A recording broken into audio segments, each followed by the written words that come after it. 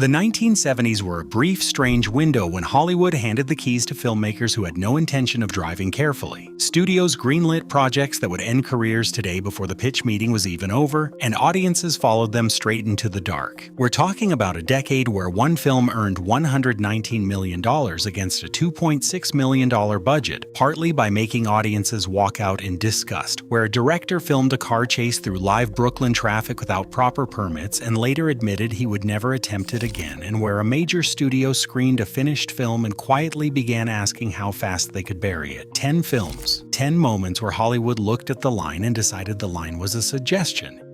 Anthony Burgess wrote the 1962 novel that A Clockwork Orange was based on and then sold every right he had to the film adaptation for a single payment of $5,000. Not $5,000 per year, not $5,000 plus a back-end percentage, $5,000. When the film earned $17 million in U.S. cinemas alone against a production budget of $2.2 million, Burgess reportedly became enraged because he received nothing further. That might be the most expensive $5,000 deal in cinema history. Stanley Kubrick directed the 1971 release, with Malcolm McDowell playing Alex DeLarge with a kind of cheerful menace that makes the film nearly impossible to look away from. Shooting entirely in and around London, Kubrick used real locations to make the dystopia feel mundane rather than theatrical, and that turned out to be far more unsettling than any constructed set could have been. The Ludovico conditioning sequence, where Alex is forced to watch violent footage with his eyes held open, required a real physician on set specifically to prevent McDowell's eyes from drying out between takes. During the humiliation stage show, McDowell cracked his ribs and the production kept going. You might think the most notorious element of A Clockwork Orange's history was the content itself, but what actually defines the film's legacy is Kubrick personally withdrawing it from UK distribution after his family received threats. The film disappeared from British cinemas and stayed gone for nearly 3 decades, not returning to UK screens until after Kubrick passed away in 1999. In France, meanwhile, it stood as the most popular film of 1972, which tells you something about the geography of outrage. The 1971 Academy Awards nominated it for Best Picture, it lost to The French Connection, and by 2025 it holds an 87% certified fresh rating on Rotten Tomatoes. A film Kubrick hid from British audiences for 28 years is now a certified classic. Kubrick would probably find that funny.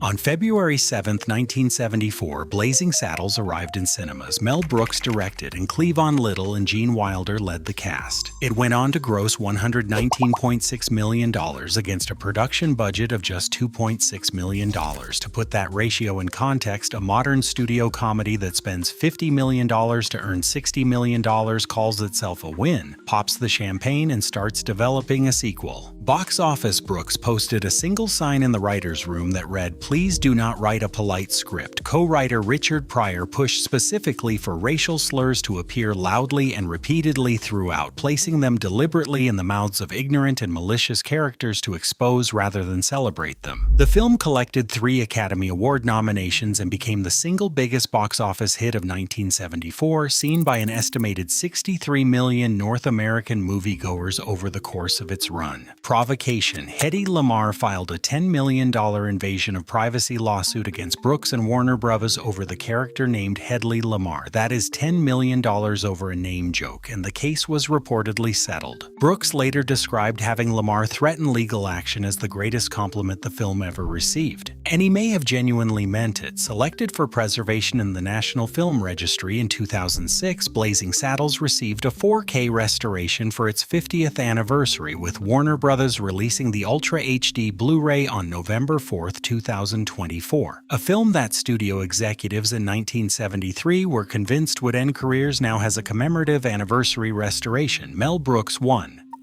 At the 44th Academy Awards ceremony in April 1972, The French Connection collected 5 awards including Best Picture and Best Director for William Friedkin. The car chase beneath Brooklyn's Bensonhurst Elevated Railway has been studied in film schools ever since. The primary chase vehicle was a 1971 Pontiac Le Mans, running flat out beneath 26 blocks of elevated track, with stunt coordinator and driver Bill Hickman behind the wheel. That name should be familiar because Hickman also drove the Dodge Charger and Bullitt, which makes him arguably the most important stunt driver of the entire decade. The production ran ran 2 Pontiacs, a hero car for the chase itself, and a second with its back seat stripped out entirely to accommodate camera mounts. Director of photography Owen Roisman confirmed in American Cinematographer magazine in 1972 that the camera ran at 18 frames per second, undercranked specifically to amplify the sense of speed in the final edit. Friedkin was explicit about what he had done and what it meant. "I wouldn't do that today. It was very dangerous. I can't tell you how much." He offered that admission after the film had already won Best Picture, and after Hackman had already accepted his Best Actor award, from a position of complete safety. No insurance company, no studio legal team, and no modern production liability framework would have permitted what Friedkin filmed in Brooklyn in 1971, and the chase took 5 weeks to complete. The film remains required viewing in production programs across the world, which is a strange kind of honor for something that probably should never have been made the way it was.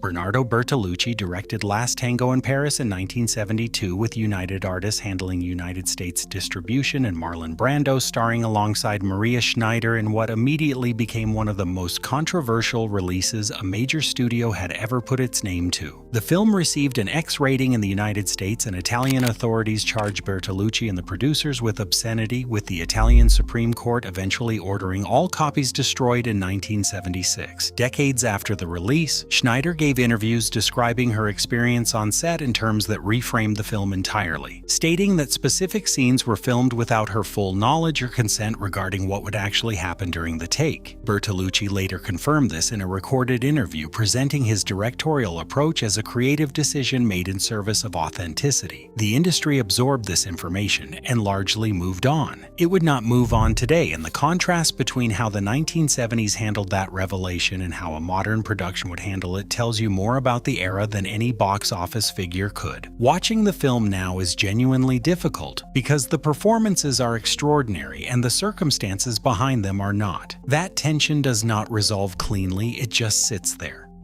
William Friedkin's The Exorcist had a production budget of approximately $12 million in 1973, and it went on to accumulate a worldwide nominal gross of approximately $441 million across all releases. Figures vary between sources, and Warner Brothers distributed what became one of the defining cultural events of the decade. Linda Blair, Ellen Burstyn, Max von Sydow, and Jason Miller led the cast through a production that generated documented incidents almost from the beginning. A fire destroyed most of the set during filming, and it spared only the bedroom where the central scenes were shot. That is either fortunate or deeply ironic, depending on how you feel about the supernatural. Multiple cast members sustained injuries during the shoot, and Friedkin's directorial methods included firing a gun near actors to provoke genuine fear responses in their performances. Theaters screening the finished film were picketed by religious organizations that mobilized nationally against it, and a number of audience members reported physical distress during screenings. What makes The Exorcist strange in retrospect is that it became prestige horror. It received 10 Academy Award nominations after the controversy, and the film helped establish horror as a form that serious critics could engage with rather than dismiss. The methods Friedkin used to achieve those results would generate legal and ethical scrutiny today that would almost certainly shut the production down. And yet the film remains genuinely terrifying more than 50 years later. Both of those things are true simultaneously. John Waters made Pink Flamingos in 1972 for between $10,000 and $12,000. Divine stars as a drag queen criminal whose singular ambition is to be publicly recognized as the filthiest person alive. The film reportedly earned over $7 million in theatrical gross, though that figure traces to a single source and deserves skepticism. Waters shot the whole thing in Baltimore with a group of friends with no industry backing and essentially no production infrastructure to speak of. New Line Cinema picked it up for distribution, and the relationship between that decision and New Line's eventual survival as a viable independent operation is not coincidental. The same company that distributed Pink Flamingos in 1972 later produced the Lord of the Rings trilogy, and the distance between those two facts is genuinely staggering when you sit with it for a moment. Waters received a 25th anniversary theatrical re-release in 1997 with new footage added, and the original film remains exactly what it was in 1972, unapologetic. Nothing about it is softened with age. That is either a problem or the entire point, depending entirely on your tolerance for transgression, pushed past the point of comfort. Ken Russell directed The Devils in 1971 with Oliver Reed and Vanessa Redgrave leading the cast, and Warner Brothers financed a production that studio executives either failed to read the script for or simply did not understand until they screened the finished film, and their reaction landed somewhere close to panic. Executives began cutting the film before it reached any censorship board, and the British Board of Film Classification and the American Ratings Authority required additional cuts on top of what the studio had already removed. Warner Brothers then re-edited the film further to produce a version they hoped would capture some of the Exorcist's audience, and that edited version became the only cut available on home video for decades. The Vatican newspaper condemned The Devils. Ken Russell won Best Director at Venice. Italy then banned the film outright. These events all occurred within the same calendar year, which is a kind of achievement in itself. The UN-cut version of The Devils has never received an official home video release as of 2026, with BFI restoration efforts ongoing, but the definitive cut remains in a kind of institutional limbo. A film that won a major international directing prize is currently less accessible than virtually any streaming title released in the past decade, and that should generate more conversation than it does. Pier Paolo Pasolini directed Salò in 1975. The film premiered after Pasolini died under violent circumstances in November of 1975, before he could see the release of what remains one of the most extreme films ever produced by a filmmaker of serious international standing. The work depicts systematic sadism and degradation in such detail that it remains almost unwatchable, which is precisely why the intention behind it matters more than most viewers initially appreciate. Pasolini designed Salò as a political allegory about fascism and the commodification of human beings under power structures, not as provocation constructed purely for shock effect. The extreme content was the mechanism for that argument rather than the point of the exercise. Whether that intention justifies the result is a question critics and scholars have argued about for 50 years without arriving at consensus. The film was banned in Italy, Australia, New Zealand, Finland, and several other countries, and the UK did not pass it uncut until 2000. Knowing Pasolini's intent does almost nothing to make watching Salò easier, which is either a failure of the allegory or proof that it functions exactly as he designed it. That question does not have a clean answer.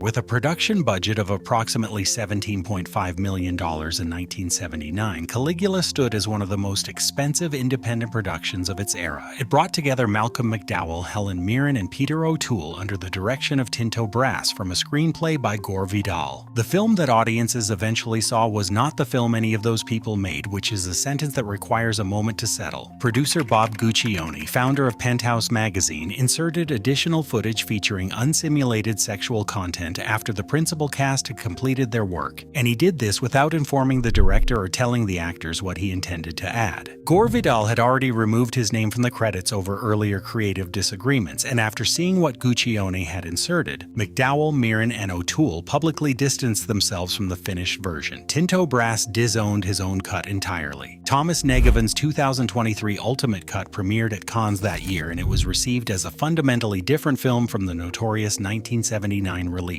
Critics who had spent decades dismissing Caligula reconsidered their positions after seeing what the production had originally intended. The version that damaged careers and generated outrage for 40 years was, apparently, not the actual film. It was what happened to the film after the filmmakers were done with it, and that reframing changes almost everything about how the story gets told. John Boorman directed Deliverance in 1972 with Jon Voight, Burt Reynolds, Ned Beatty, and Ronnie Cox. Warner Brothers distributed a film made on approximately $2 million that earned around $46 million in nominal U.S. box office, a return that by any measure represents a serious commercial success built on deeply uncomfortable material. The production shot on the Chattooga River along the Georgia and South Carolina border, and cast members performed a significant portion of their own stunt work in genuinely dangerous whitewater rapids with no safety divers positioned during portions of filming. Reynolds was injured going over a waterfall, and the production continued regardless. The assault sequence at the center of Deliverance remains one of the most disturbing scenes in American studio cinema, intimate and humiliating in a way that stays with viewers long after the film ends. Contemporary criticism also targeted the film for reducing rural working-class characters to stereotypes in service of a thriller plot, an accusation that carries weight alongside the genuine psychological complexity Boorman built around the aftermath of violence and and the collapse of masculine self-image. Both things about Deliverance are true. It holds up as a serious study of violence and its psychological wreckage, and it was made in conditions that would generate significant concern under any modern production safety framework, which means Borman produced something genuinely harrowing and genuinely reckless at exactly the same time. The broader truth connecting all 10 of these films is that the 1970s resulted from a very specific collision of conditions. A new rating system that studios had not yet learned to control, directors who had grown up furious at the restrictions of the previous generation, and audiences hungry for something that felt real even when it pushed them somewhere deeply uncomfortable. That collision produced films Hollywood had never made before and has never quite made again, and what came out of it was sometimes brilliant, sometimes genuinely harmful, and most often both simultaneously. Every single one of these films changed what movies were allowed to be, regardless of whether they should have. The recklessness and the ambition ran so close together across this entire era that distinguishing between them is harder than it looks. The pattern these films share repeats across the full sweep of the 1970s history, and it's the territory this channel covers.